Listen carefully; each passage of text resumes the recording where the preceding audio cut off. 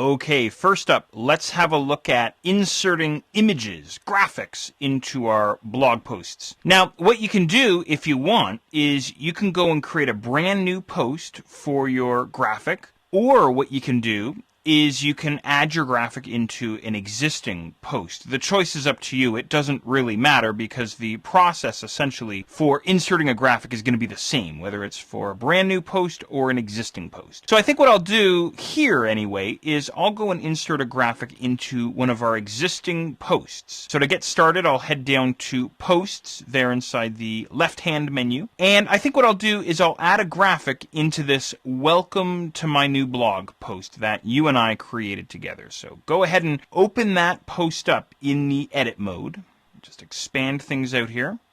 Okay, great, good stuff. Now, what I want to make sure of is I don't want to use the HTML editor for this. So make sure, just double check here that you're on the visual editor in the top right corner there. So make sure you're on the visual tab there. And then what you need to do is you need to place your cursor inside your post where you want the graphic, the image, to show up, right? Maybe you want this graphic to sit on its own line, or maybe you want to have it a part of the actual text. It's really up to you. So I think for simplicity here, I'll just drop my cursor right at the very beginning of my post.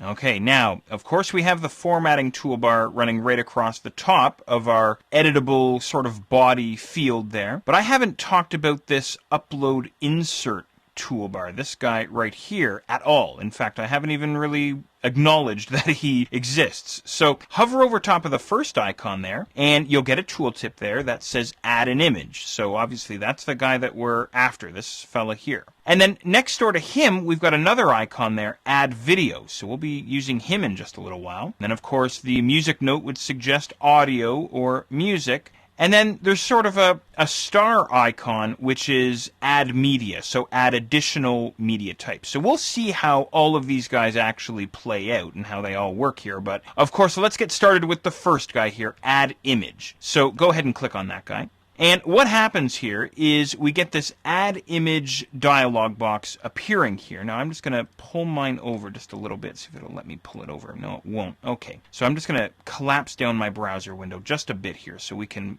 see the full dialog box here. And of course, you see the full dialog box on your side. Now we've got a lot of different options that we can use when we go about inserting images. So we can go from computer, so we can insert an image that is currently saved on your computer.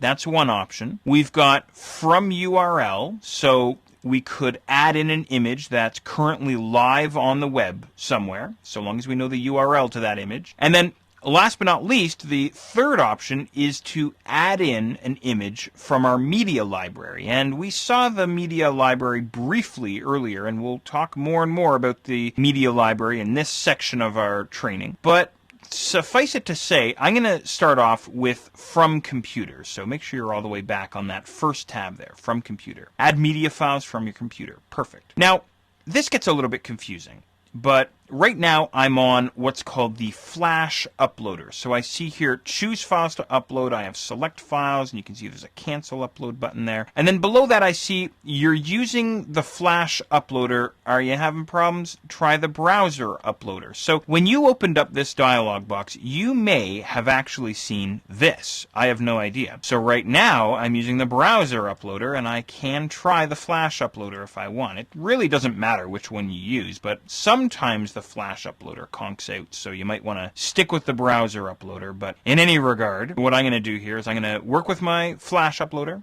I'll go ahead and click on Select Files, and make sure that you're looking at your Project Files folder, which should be sitting on your desktop. You might have to navigate into that folder. And let's see here. I'm going to go and grab a file called droid2.jpg. Now, of course, it almost goes without saying that all of your images have to be saved as either JPEGs, GIFs, or PNGs, because of course we're in a web design environment here, but hopefully you know about that stuff.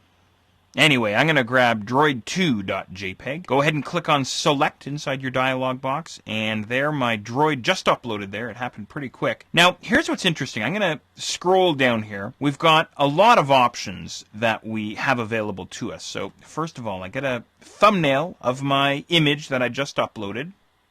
I've got the file name and the file type, the upload date, and the dimensions of the original file, right? And then if I continue scrolling down, we've got the title for the image, the alternate text for the image. Now, you might know about title text and alt text from your previous travels. I have no idea. We can add in a caption and a description. So maybe to sort of show you how all of this is going to play out, I'll add in some of the text content that they're asking for here. So for the title, I'll type in, here's Jeff's cartoon droid. Just like that. Okay.